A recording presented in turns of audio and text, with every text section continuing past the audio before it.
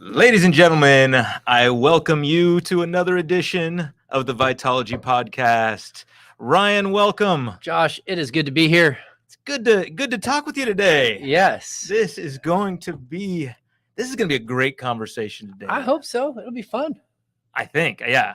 We'll see if it's a great conversation. Sometimes podcasts say that. And we have a great conversation for you. And that's because they've recorded a conversation 3 or 4 times. That's right. And they know they've edited it to be great. Yes, exactly. No editing here. No. So no promises. We hope it's great. Live. Like the name, the study of live. Okay. Yes. Yes.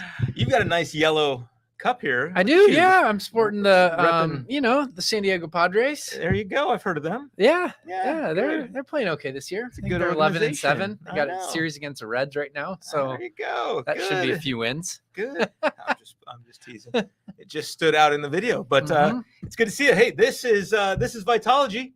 Once again, now not just the book Vitalogy, but the podcast is the study of life, and this is vital signs for life abundant, is what we talk about here when we get together, and we get to do all sorts of things. But first of all, we're coming. This is our first time sitting down and doing this after Easter. Yes. Yeah, we had a great Easter. Easter was really good. Yes. Amy, by the way, is saying hi. And we appreciate everybody joining in to tell us you're here. And so Amy's saying hi. Great to see you, Amy, or at least hear from you. Yes. Hope you're doing well. Yes, indeed. And as always, we love comments live. If you found us here on Facebook or on YouTube, right? Looks like Amy found us on YouTube. That's awesome.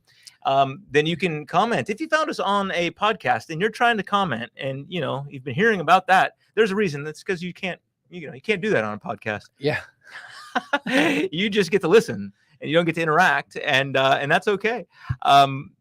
And we're glad you found us either way. You can send us questions at efcc.org though, and we would be happy to answer any of them. That's right. That's right. Those questions, when you send them to questions@efcc.org, they actually just go to the two of us. Yep. And so you can ask anything. Sometimes we bring them up here. And sometimes we just can respond directly, depending on how that works. All right. Well, so sorry. We were mentioning this is the first time after Easter. After Easter, was great. It was a great day. Yes. Great day. Yep. It's funny. You just said great day, and I was thinking to myself, it's like a week. It is a week. It feels. I mean, it definitely is. Yeah, There's more week. to it. Yeah. There's definitely more to it. But it's really a great weekend. It is. That we celebrate now. Yeah, we did Good Friday services, resurrection celebration, all that. So it was a wonderful weekend. Yeah, do you remember off the top of your head the rough numbers? How many people came and worshiped here on that weekend? I don't know. I think it's so over 5,000. I think. Yeah. That's awesome. That's awesome. That was great. It was wonderful. Yeah. I mean, and I think most of that is even just the adult numbers. Yeah, that number over 5,000 would include kids. Kids as well. I think. But well, anyway. I got to preach to the kids. Yeah, actually. So you there did. Then there was probably over the course there's probably 500 kids. Yeah, it was really cool. That's really awesome. Cool. I love that. Yeah, I love that. Really neat time. Yeah, I mean, as a pastor, there's nothing better than pointing people to resurrection. I mean, it is the pivotal foundation or the pivotal event in the foundation of the church. I mean, Andy Stanley would often say that we don't have Christianity because we have the Bible. We have the Bible because we have a resurrection, and we have a church because we have a resurrection. Ooh. And like he would point people to that event as being the watershed event in the history of the church and the reason that the church exists. So I think his point in saying that was without the resurrection, you don't have a church. And I would tend to agree. I mean, that is the event that shapes the sort of the whole. You would tend to agree, and I think Paul would tend to agree, right? More importantly, right? Yeah. So the scriptures agree with that as well, right? Yes. 1 Corinthians 15 tells us if Christ has not been raised, our faith. Okay, so not only just the church, but our faith is futile, right? Yeah, our preaching and our faith. I know. Yeah. So. Yeah. So it was a great event, and we can talk about actually in the message this week. Paul subtly references resurrection, which I think was Yes, right. it's sort of fun to tie that into where we'd been the previous week. I know you planned that out, didn't you? Well, if I would have planned it out, I would have been preaching 1 Corinthians 15 on Easter. I tried. You tried. I know. We tried to move it talked about around that. and We went, talked about that. gosh, I'd love to preach 1 Corinthians 15, at least start it. That sounds like, I mean, the way you said that sounds almost like you didn't plan the 1 Corinthians series. We did. Which we did, very much so. Yeah, That was definitely a conversation just couldn't, about 6 months ago. Yeah, it was. And it was like, do we want to do one sermon per chapter and then we can get there? Yeah. And we've said no. We thought about trying to move Easter, but that was harder than it looked. Yes. I'm just kidding. Yes. Can't quite do that. Although Easter does move. Easter does move you probably know exactly how it moves, don't you? You do? I actually do. Someone asked me the other day, and I was saying, well, it has something to do with, and then I gave up. Here's how we get the date of Easter. I mean, it makes a lot of sense. It doesn't. Well, okay, so Easter is based on the lunar calendar.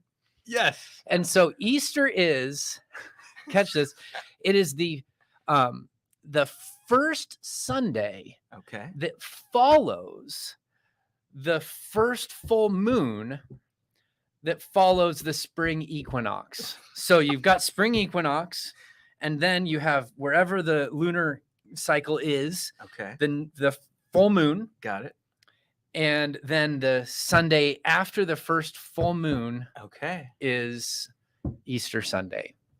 Okay. Does that mean is it always in April? No, it can be in March. And I mean, theoretically it could be March, 23rd, 24th. I don't know if it's been that early before. Interesting. But I know we have a March 30th coming up in the next few years. Yeah. All right. Yeah. There you go. But it couldn't be later than what would the latest it could be? We're pretty close. Pretty close. Yeah. Okay. Interesting. Anyway, so that's how they get it. Someone else asked me, and so I said something. I tried. I was not close to that. I forgot about the equinox. Something about a full moon. It's about the equinox. Yeah. Anyway. There are traditions that practice it the week after, right? The Orthodox. Correct. Is it always the week after? Yeah, it popped up in my calendar. Yeah, and then for them, Christmas is January 6th. Yes. Yeah.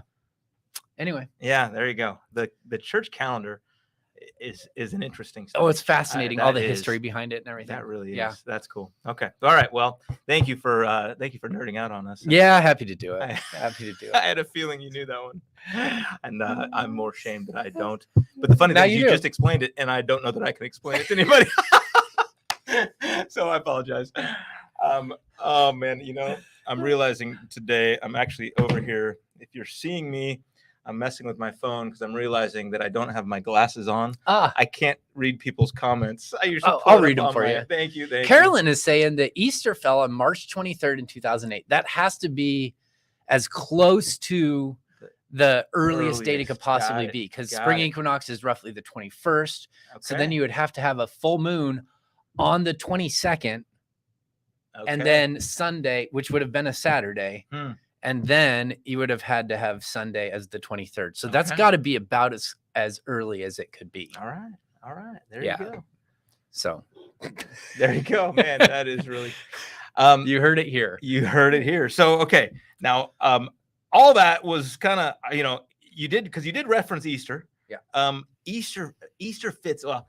In some ways, every Sunday is a celebration of Easter, right? Well, it's why the church worships on Sunday. Yes, was because of Easter and resurrection, and they switched the day that they worshiped because Jesus walked out of the grave.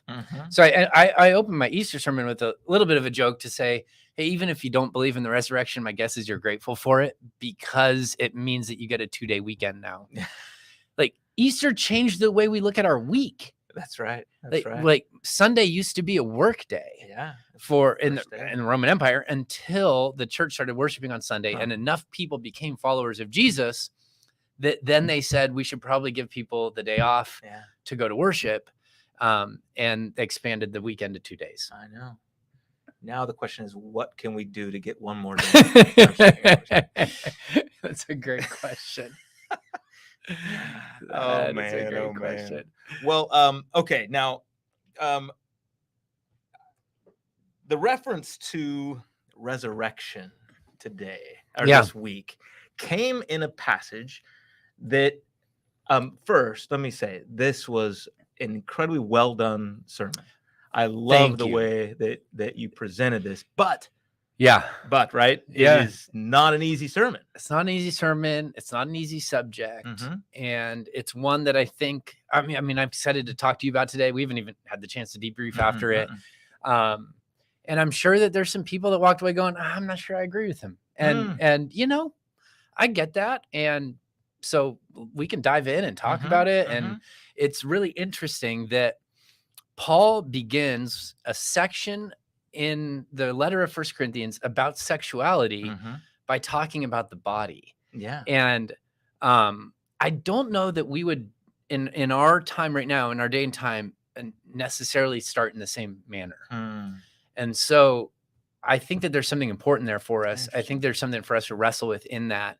And in these few verses, verses 12 through 20 of 1 Corinthians 6, he mentions the word body 8 times. Really? And not sarx, not flesh. That's actually in there at a different time, but that's just soma. That's just like your physical body. Yeah.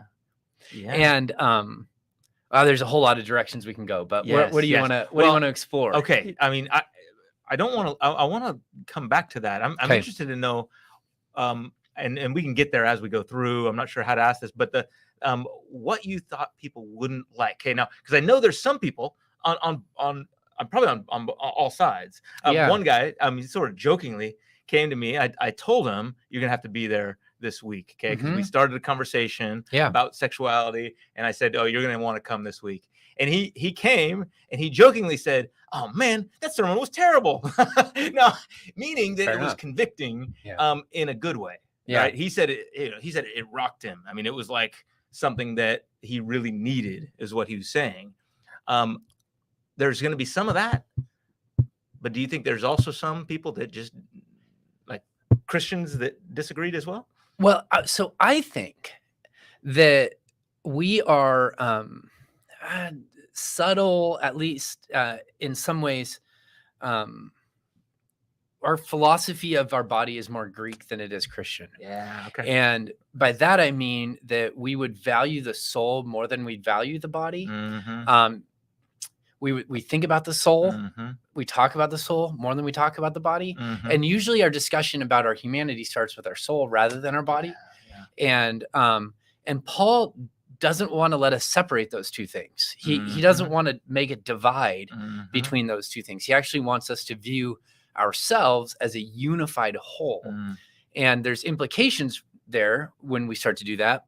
But I think we also can find it to be challenging because we often, even in Christian circles, don't think that way. Like, so my opening point was, after a intro, was that Jesus wants to save our body, not just our soul.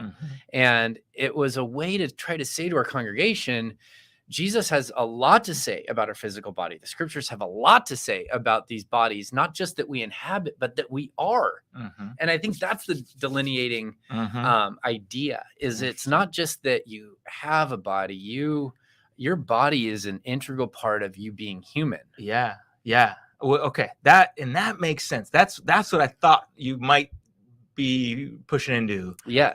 And yet, and that clearly came out, but I think that's one of the things I want to dive in a little bit more. So like, even to the point where if you wound me with like a word, like if you say something to me that hurts my feelings, there's a part of my brain that will light up. Right? Exactly.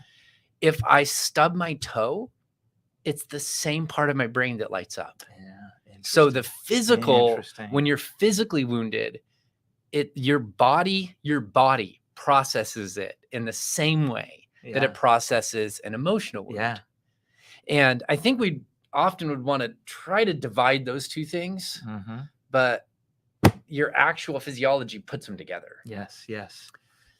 And so in a discussion about sexuality, that has all sorts of implications. It really does. It really You does. start pulling that thread and it's like, oh my goodness, there's so much that's attached to that. And so much of it that I think we find not to be readily accepted. Well, I wouldn't just say in our culture, because it wasn't readily accepted in Paul's. Yeah, no, absolutely not. Absolutely not. And it's, that's the part of this message that struck me, is how similar we are, at least how, some things change all the time. Sure. Some things don't change, right? Yeah. Or there's some commonality there. Now, okay, so let's dive into the message. And we need to start by doing something right now first, because you have to close your eyes right now and point to north. Okay, go, quick. All right, he got pretty close. Good. Am I close? Yes, you did. Let's see. I have the app, and look at you are. You're right on. He's dialed in. Okay, good. He had everybody do that in the sermon if you weren't there, and so I just want to put you on the spot now. Yes. Now, because this is, we live in a society that points all over the place. That was sort of the idea. Yeah. Right. Yeah. And not everybody can be right about what's north, right? I love how you said, if you're going to argue with me, you're going to be wrong. Got a compass right here. Yes, exactly. And yet our world doesn't see this like a compass issue. No, we don't. We see it like a flavor issue, right? Yep. Like, I like chocolate more than vanilla. And I do think there's genuine pushback, or at least it can be debated. Why is that? Why do you take that compass's reading to be true, right? And that's where I think Paul actually starts to hit on some things where he goes, okay, well, let's talk about why. There's a book written a number of years ago about abuse, and it's called The Body Keeps the Score. Ooh, and it's about the way that your body actually, keeps score, keeps track, and captures the wounds that have happened to you. And so our bodies are pretty intricate, interesting, and part of a unified whole, not just we are not just the sum of connected parts. Yeah. Oh, absolutely. Anyway. Absolutely. So that's where I would say, I think the science is backing up what the Apostle Paul says. I think the statistics about brokenness. Gwen Field just said, fantastic book. Right on. All right, Gwen. Yeah. Way to go. You're gonna have to take my word for it. There it is. Yes, yeah. There it is. Yeah. Better now. And so I think that if we start to look at the objective evidence, I think what we're going to see is, well, the Apostle Paul was right. The scriptures are right. And that there is a pathway to flourish with our sexuality. And I would say that the scriptures pathway is true north. And I think that's being validated in a myriad of different ways. Okay. So because it's true north, and I mean, this is why this is so important to us. So tell us, where'd you go with it next? Yeah. So we talked about sort of how we got to the place we are right now in the pointing of different ways. And I wanted to suggest to our people that it didn't start in the 1960s with the sexual revolution. It actually started at the fall. It started way before the 1960s. And so that's an important piece for me, because I often hear Jesus followers in our day, in our time, sort of talking about, it's never been this bad before. Yes. We have never seen this type of immorality or whatever. And I'm like, I don't know what Bible you're reading. Or history books. Like it has. And that's not to say that we're in a good spot. No. And it's not to in any way, shape, or form sort of try to suggest that we're better than we are. We're not. It's not a comparison game, but it's also, I don't think it's time for gloom and doom either. You know, I believe that we've seen the church flourish in situations not all that dissimilar. And one of the things about the early church, one of the calling cards of the early church, was a sexual fidelity that ran contrary to its cultural moment, and that has been true of the church ever since it was formed. That's right. Yeah, absolutely. And that's why this is so important. That's why this is such a big deal, because actually, I mean, in some ways, the way that our society is, the way that the society was then, when that Paul is writing to in Corinth, is a natural consequence of the fall. I mean, this is what it just is, what one would do if they wanted to be the one making the decisions, right? Totally. If they wanted to believe that all we are these physical bodies. Yep. Right. Yep. Yeah. And yeah, that's one of the things I loved about this, is what you're saying is that it's not just an either or. It's more. We're more than just our bodies. Yes. Right. But not less. Definitely not less. No. And so that's one of the things that stood out to me. In our world, we place sexuality as just physical, you know. I mean, that's songs are about that, right? That that's all we are. And we're just like the animals. The animals are physical. It's like these desires that are just natural. And yes, there's a part of that is true. But in the church, what we're saying is that sexuality is so much more than that. It's more than that. It's more valuable than that. I mean, it's not less. I mean, it is physical. Yeah. But there's, and I love it, you go into it like an emotional and spiritual side of there. It's definitely not less than physical, but it's certainly more, and that there's a beauty that's there and a depth that's there, that I think when we don't honor that, we dehumanize ourselves and others.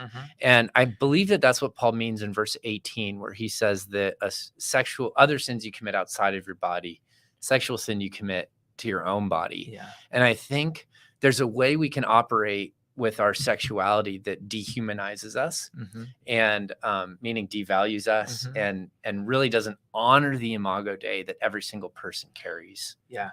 Now, and this is where you kind of, not blaming, but you said that our view of sexuality is a little bit more blamed on Plato, or it comes out of that stream. Now, and interestingly, okay, that idea, right, was the separation, a strict separation in a sense from a physical body and a soul, and what really matters is the soul. Yeah. Now, interestingly, that can lead to an extreme on both sides of the physical. Yeah. Right? People that only care about the soul can be completely like hedonistic with their bodies. Yep. Because the body doesn't matter. Right. Because all that matters is the soul. Yeah. Or they can also be, like whatever, completely prudent about their bodies, right? Yeah. And say, we can't do anything. We can't give our bodies anything. Right. It's sort of like that sadomasochistic attitude, right? And I think we've seen expressions of that throughout history, both sides. Oh yeah, absolutely. Both sides. And the sadomasochistic type of an attitude would go more in line with that view of dualism that was more like a Stoic than Epicurean. Yeah, right. Exactly. So the Stoics would try to deprive themselves and almost punish that. And that's where the idea of soma as body, physical body, versus sarx as flesh. So sometimes you read in the scripture that the battle against the flesh and the spirit, and that there is this idea that the flesh oftentimes wants things that go contrary to what abundant life would lead. And there is that tension that we have to navigate and live in as Jesus followers. There's a war that we're invited to, but never do you read that the soma is evil or bad. Yeah. Right. And so Christians want to engage that tension and say, no, it's not just for pleasure, but there is pleasure. And no, we don't only need to deny ourselves, but there are things that we need to deny that will lead us down a wrong road. And somehow we want to engage that pathway that I would call the kingdom, that would allow us to live in these bodies and experience the joy that Jesus has for us, saying yes to all the things that he wants us to say yes to in the way that he wants us to say yes to them, so that we can experience the joy that he has for us. Right. That's right. Yeah. And that right there is why the NIV, at least the older version, I can't remember if the modern NIV has this or not, but they changed flesh to sinful nature. Sinful nature. And I believe they kept that. I think they did. I think they did. There's a few times. We'll have to ask Mark this. Exactly. This I know. week. It's right. Yeah. Because as you said, I think Mark wrote the Bible. He wrote the Bible. We can ask him. No, yeah, he was a big part of translating the 2011 version of the NIV. Now, and they kept that. They changed the word for sarx, for flesh, to a bit more of a conceptual idea of the sinful nature, which is actually super helpful in a lot of places, sometimes not. Right. That's the problem. And same thing though is true that sarx, that flesh, is sometimes helpful and sometimes not. Yes. Because of what you're saying, that yes. we can assume that flesh means our body. Yes. And it doesn't really mean that. And so that's where we can kind of get into this idea that the flesh is bad. Correct. That our body is bad. That's the key. And it's not. It's not. It's not. In fact, Paul uses the word sarx in quoting Genesis 2:24. The two shall become one sarx. Yes. And not one soma. Yeah. Which is really, there's an interesting. He's sort of doing this dance there, I think, and almost a play on words that my guess is too. That's how the translate of the Septuagint would be, that it would be got it sarx there as well. Yeah. In Genesis 2:24. Yeah. So this is where context and all this is so very important. Yeah. And yet this is what we're dealing with. We're dealing with a world that, and let me say world. I'm sorry. Especially a Christian culture that has separated those in potentially some dangerous ways. Sure. Right. I think so. Yeah. And so it can be easy to sort of point out ways that this type of view shows up in secular culture. It also shows up in Christian culture. I think the place it shows up in Christian culture is exactly what Paul says about God's just going to destroy them both. Yeah, that's right. No big deal. Yes. Right. Yes. Doesn't matter what you do with your body. It's God's gonna. It's your soul that really matters. And there's different pathways that we can go down when we believe that, but really we want to quote unquote save souls, and who cares what happens to the body. And I'm all about people's souls being saved, but I want to remind people that the ultimate destination of that soul is as an embodied soul. And that the scriptures are very clear that not only does the body matter for all of eternity, but it matters now. Absolutely. Oh, that's a good word. And it seems to me that Jesus didn't delineate as much as maybe we do between caring for souls and caring for bodies. He seemed to view people as integrated wholes. Yes. Yeah. In fact, that's one of the surprising things that I remember learning in a lot of language studies, especially Hebrew studies, but in theological circles in seminary, they would say that the Hebrew mindset, which were the scriptures, all the scriptures were really written in a Hebrew mindset, although they were written in the language of Greek. We can't impute like Greek thinking to those words just because they're using the same words that Plato used. Plato wrote in Greek as well. They're still kind of thinking in a Hebrew mindset, and they're really more like monists in a sense. There's one substance, so they'll say a like a mind, body, and soul. Right. Spirit, body, and soul. Sometimes it kind of they'll say three things because 3 is an important number and all that. But they're really meaning one. It's just like saying this is all of you. This is all of you. The whole person. We don't. And some people will get into distinctions about what the spirit is versus the soul and all these things. And yet I don't know that was the intention of those authors to separate those all the time. It's certainly not as clear of a distinction as we would like to make it. I think there's some blurriness. There's those lines are blurred in the scriptures a little bit more so than maybe we would want them to be. If we were writing a systematic. But one of the points is that we talk about dualism, but in the scripture you could talk about like triism or even quadism or something at times. If you really took all of those, I guess literally is the right word, but if you really tried to dive into each one, and I don't think that's what anyone's saying. Right. Yeah. So when the scriptures talk about all those things, and even I think what we're saying is when it talks about the soul and the body, it's really talking about the person. And the debate, if there ever is a soul apart from a body, which there is, it's a temporary state. It is not a permanent state. It will not be that way for very long. That's Paul's point. Yeah. In verse 14, God raised the Lord and he will raise us up by his power. So in a discussion about the prominence of the body, Paul just slips this line in, and oh, by the way, you're going to be resurrected.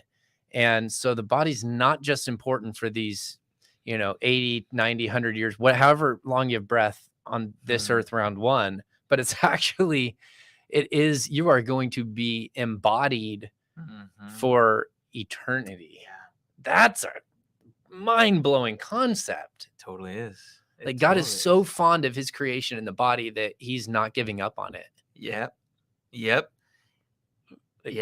And somehow even, and not just, you're a body has to live in a physical place. And so he hasn't given up on all of creation, the material world. Right? Yeah. Because that's the other side of this. You hear people talk about how like the earth is going to burn anyway. Well, yeah, I think we could read that same idea of God will destroy both one and the other. I know. As like, you could say that about the earth too, right? Yeah. And the scriptures, to be fair, the scriptures do say that God will destroy the earth by fire. Destroy it. It's really remake and renew. Yes. Because he will destroy the earth by fire the same way that he destroyed the flood. Yeah. Destroyed the world with a flood. And last time I checked, that's the same world that we live in now. Exactly. So that same type of renewal and reset, in a sense, is what will come. But he's not giving up on it. Yeah, that's a good way to look at it. It's a reset. Yeah, it's a do-over. Like here's what I intended it to be. Earth 2.0. Or are we in 2.0 now? And I guess we're moving toward 3.0. I get it. Okay. Yeah, there you go. So I think one of the points that I wanted to make was this idea of being an integrated whole. And I read a Nancy Pearcey quote. Her book, Love Thy Body, is, I think, a great explanation of what it means to be an embodied person. And she said, Christianity holds that body and soul together form an integrated unity, that the human being is an embodied soul. By contrast, personhood theory, which is a philosophy, sort of a secular humanist philosophy, entails two-level dualism that sets body against the person, so that the person is something other than, different, or even in opposition to their body, as though they were two separate things merely stuck together. As a result, it demeans the body as extrinsic to the person, something inferior that can be used solely for pragmatic purposes. And so, all right, I'm going to get into some dicey waters here. Okay, come on. I didn't go there Sunday explicitly, but I think like it's not too big of a leap to go there. This is a safe place, Ryan. Are we safe here? Yes. Okay. But I think the transgender movement in our time is exactly that quote, sort of repackaged for 2022. It is so true.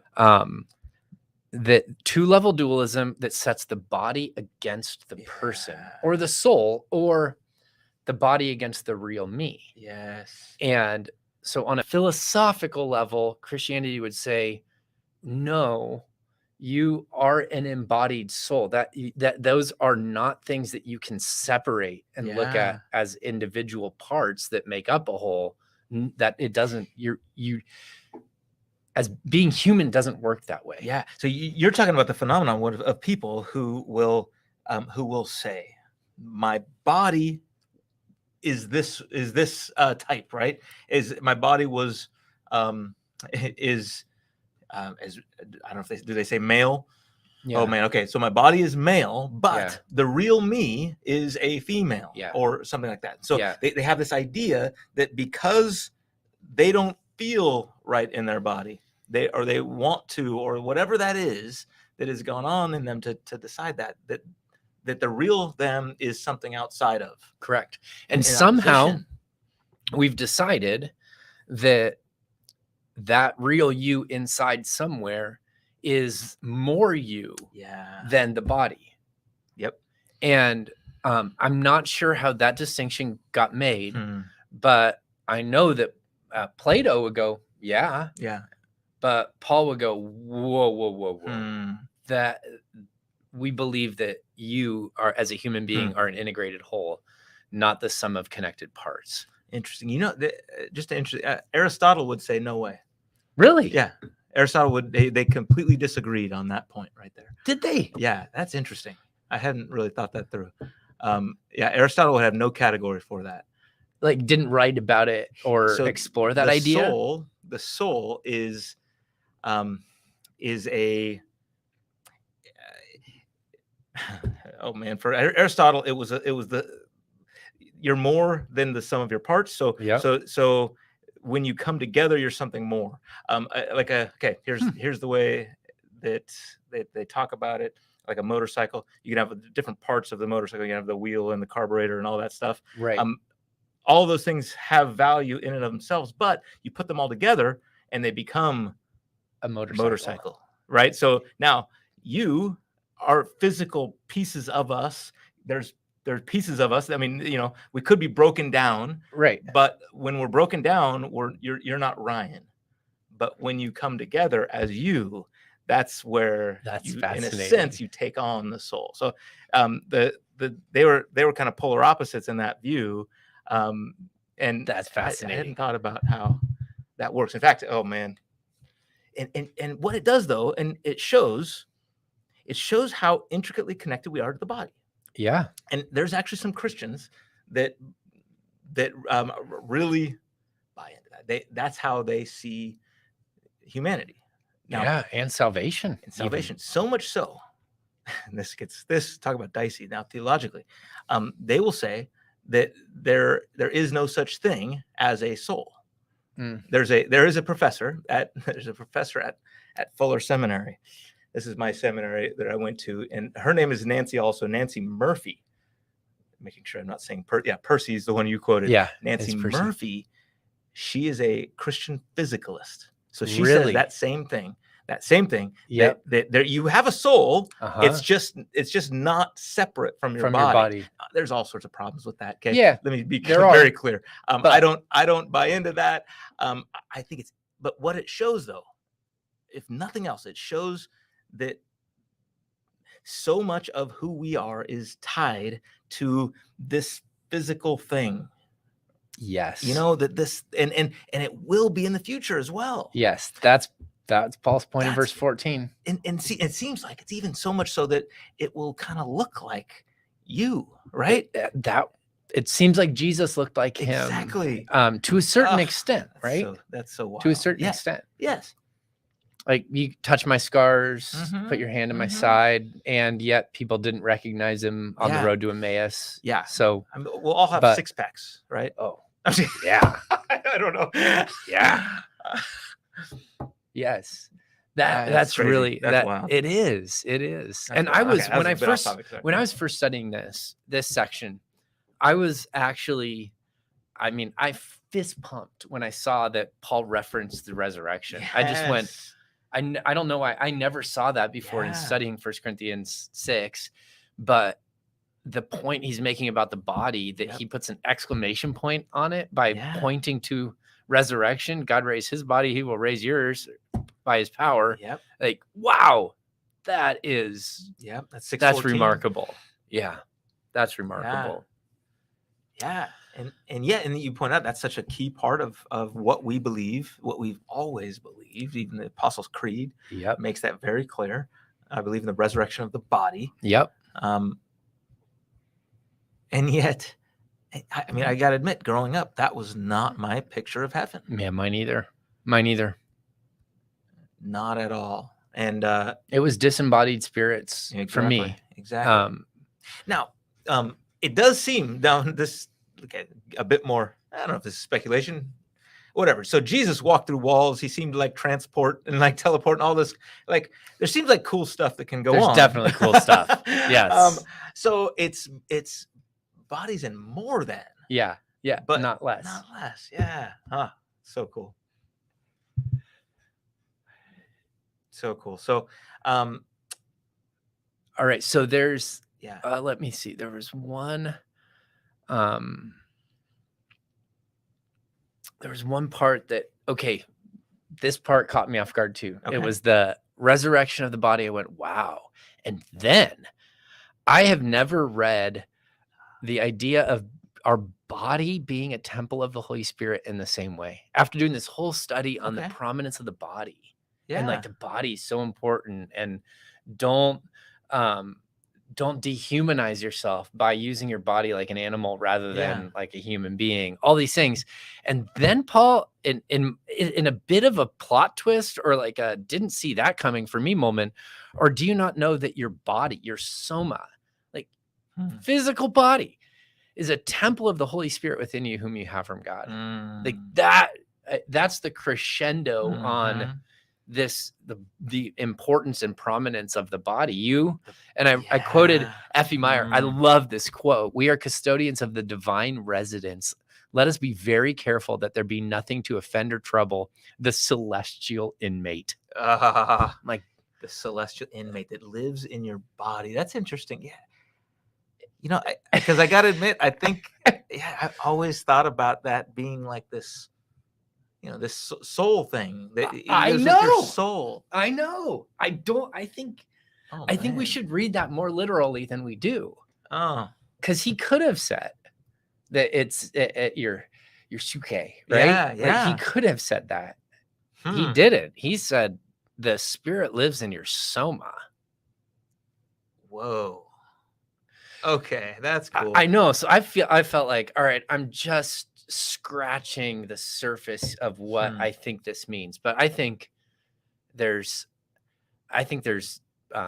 work that people could do in that, exploring that idea, and probably have, to be fair.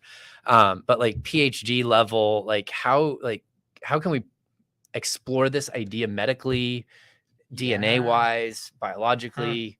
Like how could we explore that reality with science, not just theology, and not just spirituality. Yeah, that is explored quite a lot in spiritual formation. No doubt, right? No doubt. Of oh man, one of my favorite kind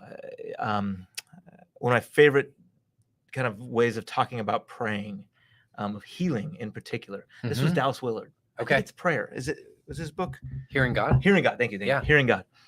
He talks about visualizing the sickness in a person. I don't know if you remember this. He talks about like praying for, like, when you're praying for someone's back, visualizing where that is, and praying for that location on a person. I'd never thought about that before, but I got to tell you, every time I ever pray for you in healing, that's where I'm visualizing that, trying to visualize what is going on in a body because of that. And I just thought, so that's where people are dealing with that. Whether it's postures in prayer, whether it's fasting, because that is neglecting what your body needs to function, all those kind of things, right? Or at least temporarily, right? That's been done, and yet there's not much talk about that in the scientific world. No, or at least if it is, it's done on fringes. And unfortunately, that's interesting. Well, anyway, so I think it'd be fun to explore. Yeah, and it's in fact, it relates. Someone sent me, and I don't know if this was just coincidental. Someone sent me an F.B. Meyer quote. No way. It was this. I mean, it was this morning, and I thought, oh my goodness, that actually fits really well. F.B. Meyer said this: generally speaking, the soul and body fare inversely. Okay, Mm-hmm. so they're still a connection, but there's an inverse relationship, more or less. Generally speaking, it says when the body is pampered with every luxury, the soul starves. Ooh, interesting. I thought that was. I was like, F.B. Meyer, what in the world? Yeah. He's coming up twice. Yeah. And in other words, the way that we treat our body can affect our soul, and oftentimes it's the opposite. No doubt. Like when it's give ourselves too much luxury. And here, I mean, when we eat terrible food, or we overeat, or whatever that is, overdrink, it can hurt our soul. Yes. Right. Yeah. There's and Paul's a point huge is connection, or what you do with your body sexually. That's exactly right. Yep. Wow. Yeah. So Anyway, we all need to read more F.B. Meyer. Apparently. I guess that's one of the takeaways, isn't it? I know. That's one of the takeaways. I know. Okay, where were we here? So I think we're pretty much wrapping up. But I think Paul's last line, you're not your own, you're bought at a price. So that to me answers the question of why should I trust? So sort of back to this idea of why should we trust Jesus as true north? Yeah. I would point to the cross and resurrection. That to me is why Jesus, for lack of a better term, quote unquote, earns the right to determine true north and to point it out and to say, this is the design. He's proven his love. He's proven his power. He's proven that he's the creator by conquering sin, death, and the grave. And redeeming us. You were bought at a price. So Paul says, what's my point in all of it? Glorify God with your body. There's so much. With your body. And he ends it sort of where he started in talking about these slogans and ideas about what we do with our body. He ends it with a plea, glorify God in your body. So I thought, it's a huge challenge. And I'm just trying to put myself back in the Corinthians church, right? Like they had people that were coming out of this secular world where prostitution was so normal. And I made a joke on Sunday where I said, I think Paul's asking a rhetorical question, but he actually answers it just so that the Corinthians can't jump in and answer it before he does with, shall I then take the members of Christ and make them members of a prostitute? Being a follower of Jesus, can I still go to a prostitute? And he answers it, never, because who knows what they're going to say. Right. Yeah. But it's not a knock on them. It's just a recognition of that was the way that their culture functioned. It was very, very normal. Yeah. And anyway, well, interesting that he's taking a culture that used sexuality. Sexuality was a form of spirituality in a sense, right? So honoring, in some weird way, honoring the deity that they were worshiping involved going to a prostitute. And to a certain extent, I think we've kind of placed sexuality, our culture, not the church necessarily. I think it bleeds into it, but the culture has placed sexuality in a place of close to spirituality. In fact, I mean, it is one of the most spiritual things a lot of people engage in. Yeah, because it's the closest connection to a no human. doubt. You can, so there is something that is actually spiritual going on there. I would say Aphrodite, worship of Aphrodite is alive and well. Oh yeah. I mean, that's right. That's true. Oh, interesting. And so here he's saying now, okay, no, in some sense, I want you to keep worshiping with your body, but now there's a different way of doing it. Yes. Huh. Wow. That's a great point. I like that. Let's end with that. That was okay. good. Okay, That's man. Good. Wow. Well, and oh my goodness. Well, one of the things you were very clear on that I do want to say, we're gonna. This brings up a lot of issues, and none of us are unscarred by sexual sin, by our world's treatment of this stuff. Every single one of us has has issues that we deal with. And so one of the reasons why we gather as a church is to help people in their time of need. That was an issue then. It's an issue now. Back then, they needed guidance on it. They needed, preaching on it. They need teaching on this. We do too. And at times you need it in a personal way. And so I just want to let you know, reach out. Absolutely. If you're out there and you just need help in this particular issue, whatever it is, it's going to be unique to you, then we want to let you know we're here for you. There's resources we can point you to, and we'd love to help.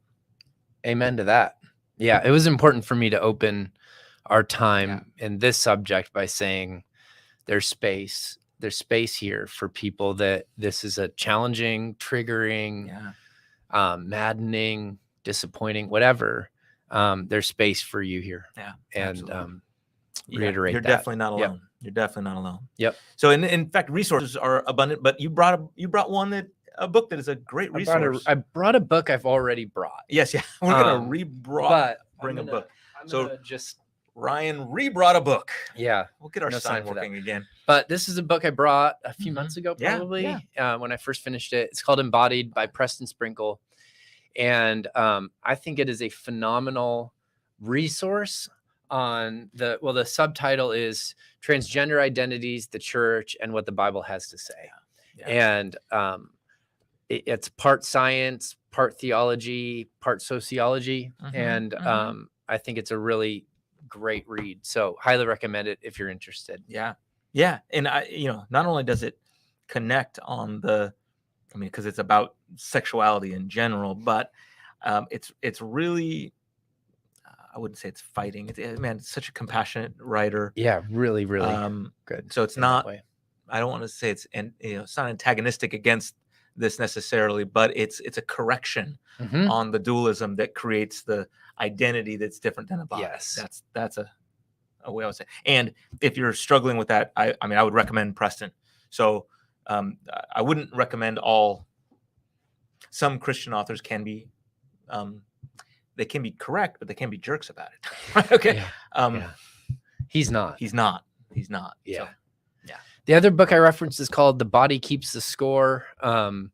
And I think in a different way, it's a great read for those who have walked through abuse and want resources on sort of how to start working through that. Let me find who that's by, in case you're interested. Let me pull it up. By Bessel van der Kolk. How's that? I'm not gonna. Just write that. Yeah, Body Keeps the Score. Yeah. You also referenced Love Thy Body by right? Nancy Piercy. Nancy Piercy. Yep. Okay. Which that's not an easy read. Love Thy Body. She'll shoot high in regards to the scholastic and the research but really, really good. Really good. So that's great. There you go. That's great. Well, Ryan, I appreciate it. Can you give us an idea of where we're going in the next couple weeks? Yeah, we're going to talk about marriage. We're going to talk about divorce. We're going to talk about marriage again. We're going to talk about singleness. Yes. And I'm really excited. Yes. Really excited. We're this is such an important topic. So many people in our world are either they're single longer. Okay. Yep. That's a whole discussion we can talk about. So people are remaining single. They're not getting married as early. A lot more people are living as single, whether that's chosen or accidental, just because they haven't found somebody. A lot of people are re-single. Yeah. Right. So they've been married and they are now single, or widowed, or widower, all those things. And so there's a lot of singles in our world, and we tend to do most of our preaching, teaching toward married couples in a sense, and not to say that's the ideal, but for some reason that's the way that it's been presented. So we have a seminar coming up May 18, I believe, or the closest Wednesday to May 18. I believe that's the date. That sounds right. That's right. Yeah, okay, that's right. And it's gonna be the Theology of Singleness. Got him, Dr. Matt Jensen. professor at Biola University, is coming in. And I can't he's wait. Done some great I research. can't on wait. that. It's I'm gonna be really good. grateful that we're pushing into that because, like you said, that it's an under-resourced topic in the church in general. Yeah. And gosh, if Jesus wouldn't feel comfortable at our church, I think we've got issues, right? Yep. So if Jesus is like, man, all the sermons are about married people. I can't find myself in any of these. All the small groups are for couples, right? I mean, He's like, I'm a 33-year-old single man. Where do I fit in? And we're like, well, you're gonna have to go to a different church. He's like, I'm Jesus. Anyway, ouch. we should have ended that where you ended us that first time, not there. No. Well, that is our heart, though, right? I mean, that's is. our passion, is that every single person would feel welcome, not only in our church, but by Jesus followers in general, and that they could find their place and find their people and places where they're known, valued, and loved. Yep. So, there. So, well, that's coming up. And Mark Strauss this weekend. Yes. So can't wait. Come on out Sunday. All right, everybody. May you live in the life abundant that Jesus came to give us. God bless everybody. God bless.